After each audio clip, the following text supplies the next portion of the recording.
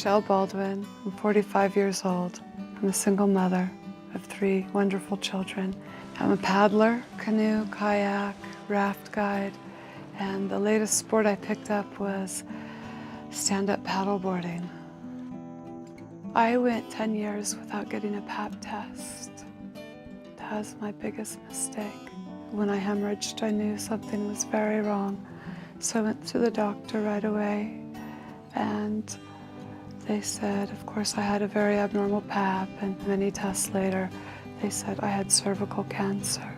Michele has been very open with her whole family through the 2 years of cancer.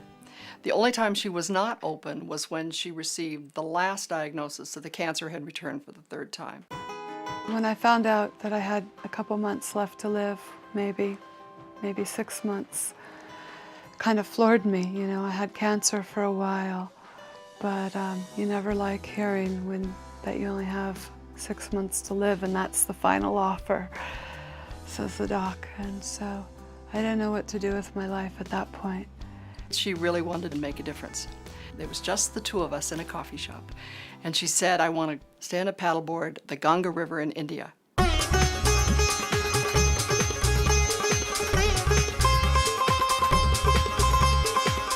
I really wanted to bring awareness to India, and so by paddling 700 miles, I was able to have a platform to speak. And I was given a lot of attention in the news in India. I'm here for the women who are voiceless.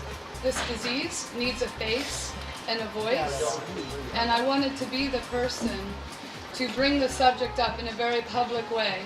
And so what I want to see happen is, first of all, the awareness and the call to action that there can be screening available. Watching Michele come into a room full of doctors and journalists and explain that she was dying, and there was no question about it. And there was always kind of a gasp at that, because she's so beautiful and she was so healthy and she looked so marvelous on the river. And then to have her say, this disease does not need to happen. I'm Audrey Baldwin. I'm 12 and Michele Baldwin's my mom. And I've kind of been her helper.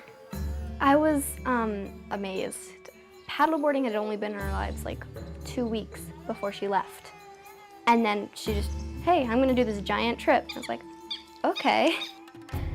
And it was really hard having her be gone, but it was something she really had to do. And some people were upset. They said, how can you leave your daughters and your son? And it was something she had to do.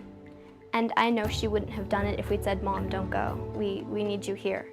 They don't want any other person to lose their mother like they're losing their mother. They love me so much.